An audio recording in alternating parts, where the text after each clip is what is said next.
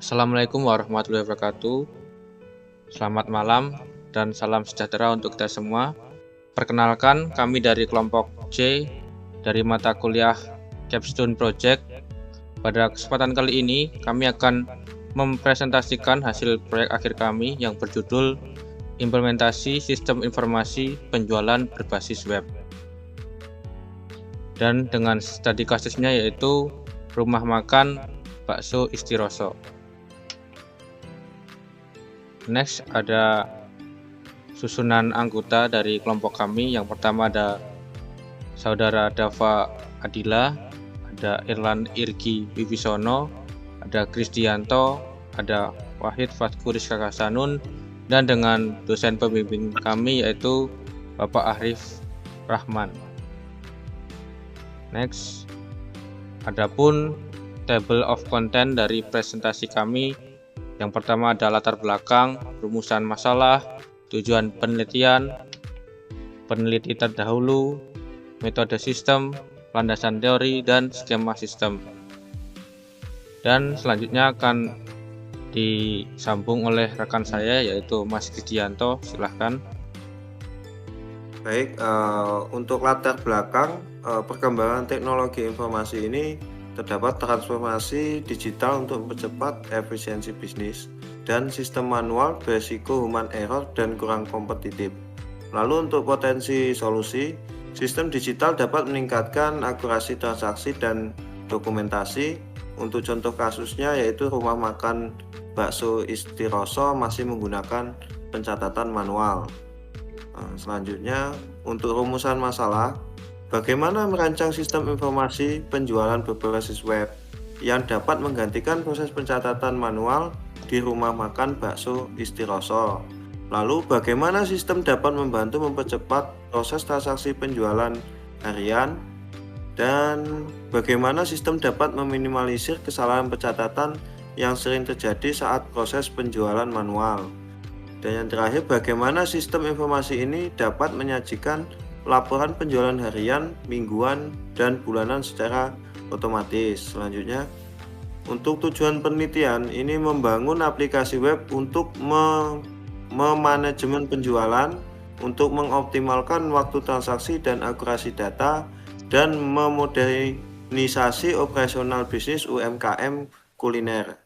Selanjutnya, untuk peneliti terdahulu sebagai referensi kutipan, untuk peneliti yang pertama ada Zulkaidi tahun 2019. Untuk objek penelitian ialah produk elektronik, untuk hasil utamanya yaitu Laravel efektif untuk sistem penjualan. Dan untuk peneliti yang kedua yaitu Agustiani tahun 2021. Untuk objek penelitian Rumah Makan Sunda. Lalu hasil utama yaitu aplikasi web meningkatkan layanan pesanan online. Dan yang ketiga ada peneliti Prasetyo tahun 2023 untuk objek penelitian yaitu toko online, dan hasil utama yaitu efisiensi pemasaran hingga 40%. Selanjutnya untuk metode pengembangan sistem waterfall, model SDLC air terjun atau waterfall sering juga disebut model sequential linear atau alur hidup klasik. Model air terjun menyediakan pendekatan alur hidup perangkat lunak secara sequential atau terurut dimulai dari analisis, desain, pengodaan, pengujian, dan tahap pendukung support. Model ini mendeskripsikan alur proses pengembangan sistem informasi seperti tampak pada gambar di samping ini. Selanjutnya, untuk landasan teori nanti akan disambung oleh Mas Wahid. Terima kasih.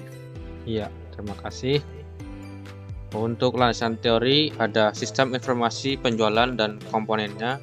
Yang pertama yaitu pengertian sistem informasi. Sistem sendiri adalah sekumpulan elemen yang saling berhubungan untuk mencapai tujuan tertentu, dikutip dari Anggriani 2017. Dan informasi adalah hasil olahan data yang berguna dalam pengambilan keputusan. Dan sistem informasi adalah sistem terintegrasi yang memproses, menyimpan, dan mendistribusikan data untuk mendukung aktivitas manajerial dan operasional, yang dikutip dari Yugianto 2014. Adapun poin yang kedua adalah karakteristik sistem informasi, dikutip dari Stejo 2016, yang terdiri dari input, ada data, instruksi, dan pesan, dan proses yang terdiri dari penyortiran, manipulasi, dan peringkasan. Adapun penyimpanan yang terdiri dari data digital tersimpan dan siap digunakan, dan untuk output ada hard copy dan soft copy atau control system. Dan yang terakhir adalah komponen lain, yaitu boundary, environment, interface, dan objective. Dan yang poin ketiga yaitu ada sistem informasi penjualan untuk menangani proses dari orderan masuk sampai pencatatan tagihan atau piutang, yang dikutip dari Agustiani 2021. Selanjutnya ada mendukung pengolahan data transaksi untuk manajemen dan operasional, dikutip dari Furcon 2013. Next, ada aplikasi web dan pengembangan sistem. Poin yang pertama, aplikasi web dapat diakses melalui browser atau tanpa instalasi lokal, dan informasi disajikan dengan hypertext melalui internet, yang dikutip dari Ardana 2012. Adapun komponen pendukungnya yaitu ada internet, web browser, dan web server. Internet sendiri adalah jaringan komputer global, dikutip dari Irawan 2011. Web browser adalah aplikasi pembaca HTML-nya seperti Chrome, Firefox, Safari, dan lain-lain. Dan juga web server adalah server penyaji halaman web, dikutip dari Bekti 2015. Next, ada skema sistem web, yaitu terdiri dari poster caption project dan implementasi menu di rumah makan bakso Istiroso. Sebelah kiri kami ada posternya, yaitu yang memiliki 3 keunggulan utama, yaitu mempersingkat waktu, inovatif, dan efisiensi. Dan di bagian bawah ada ilustrasi seorang kasir yang mengolah data pesanan oleh pelanggan yang sudah melakukan orderan dari mengscan QR code tersebut. Dan dari sebelah kanan kita bisa lihat ada daftar menu yang bisa di-scan juga melalui QR code, yang akan langsung terhubung ke laman atau web menu dari bakso Istiroso. Next, ada tampilan aplikasinya. Berikut adalah tampilan aplikasi dari yang kami buat. Untuk lebih lanjutnya akan dijelaskan oleh rekan saya, yaitu rekan Wibisono. Silahkan. Penjelasan tampilan aplikasi, penjelasan menu fitur, judul dan waktu. Yang pertama adalah nota penjualan, yaitu judul utama halaman, tanggal dan jam saat transaksi berlangsung, memperkuat dokumentasi. Dropdown, sistem dropdown pilih barang, menampilkan daftar menu makanan dan harga. Contohnya adalah bakso campur seharga 12.000, digunakan untuk memilih barang yang akan dibeli. Di bawah pilih barang adalah input jumlah. Pengguna mengisi kuantitas barang yang akan dibeli. Tombol tambahkan ke nota, menambahkan barang dan jumlah yang dipilih ke tabel nota penjualan. Input ulang pembeli, input uang pembeli, tempat mengisi jumlah uang yang digunakan oleh pembeli untuk menghitung kembalian. Tombol cetak nota adalah tombol yang digunakan untuk mencetak nota atau menampilkan struk nota final.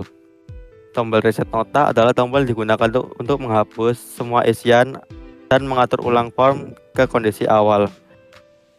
Tabel nota berisikan kolom barang, jumlah, harga satuan, total, aksi yang berisikan biasanya tombol hapus atau edit per item.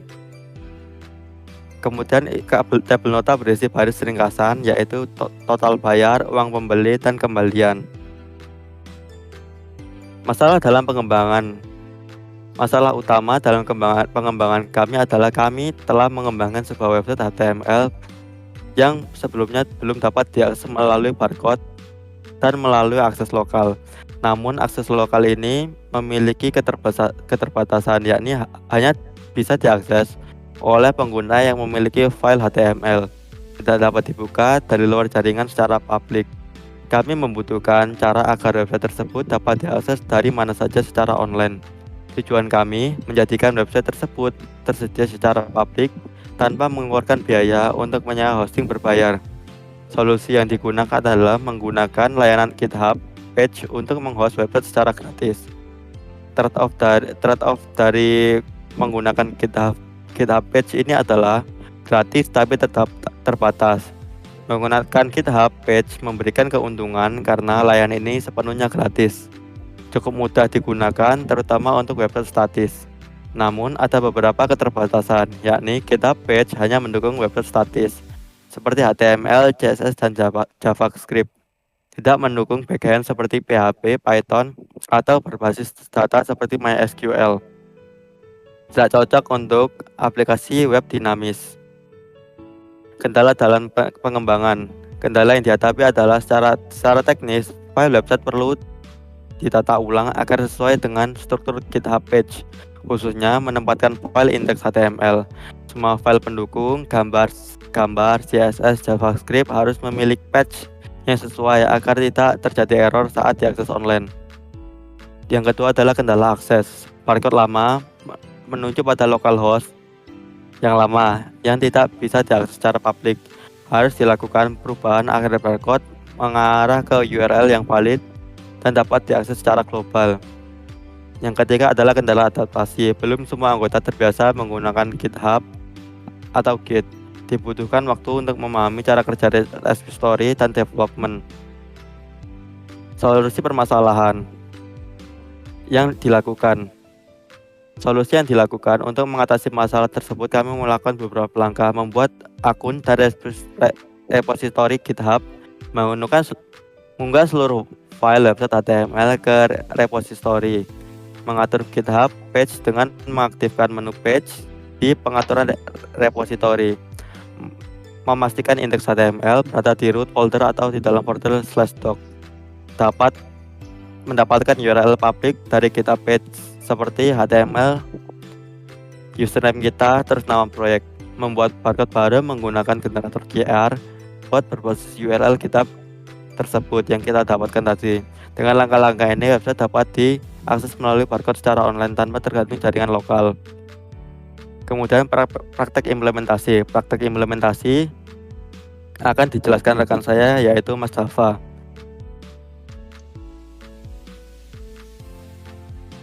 Terima kasih sebelumnya, dan di sini saya akan menjelaskan cara kerja aplikasi. Tapi sebelum saya menjelaskan cara kerja aplikasi, saya akan memberikan sedikit penjelasan singkat mengenai program di balik aplikasi yang sudah kita susun.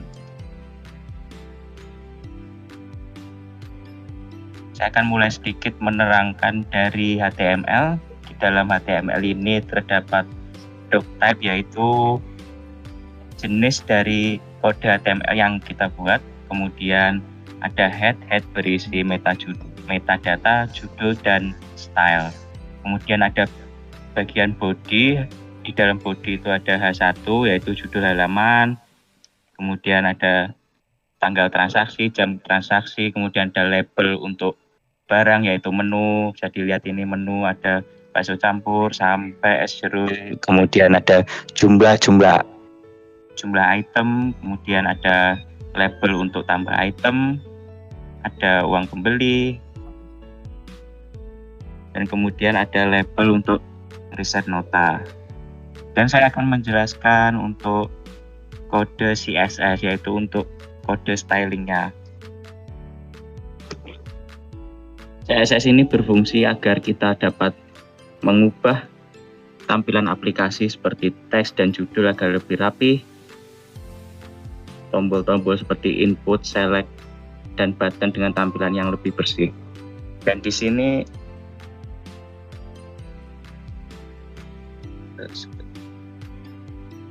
dan yang terakhir saya akan menjelaskan tentang kode JavaScript.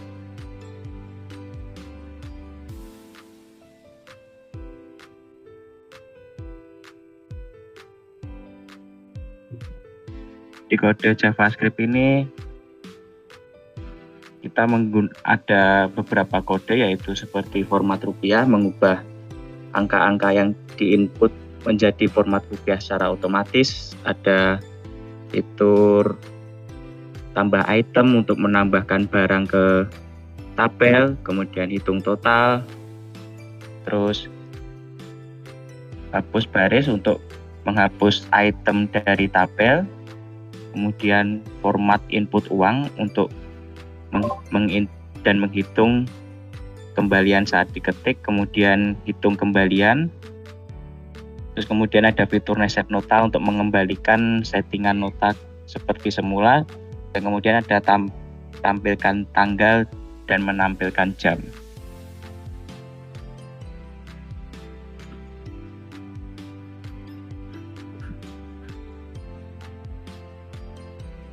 Dan bisa dilihat seperti ini tampilan aplikasinya. Di atas ini ada judul dari aplikasi, kemudian di sini ada tanggal. Ini adalah tanggal di mana kita merekam presentasi ini. Kemudian ini ada jam yang berjalan secara real time. Ini jam dengan zona waktu Indonesia Barat. Dan kemudian di sini ada pilih barang, yaitu adalah daftar menu yang sudah kita input di dalam kode. Ini kita lihat bisa mulai dari bakso campur sampai es jeruk. Dan ini adalah jumlah item yang akan kita input ke dalam nota nanti di bawah. Dan kemudian ini adalah uang pembeli yang kita terima. Dan nanti semua itu akan ditampilkan di bawah. Dan sekarang saya akan melakukan simulasi.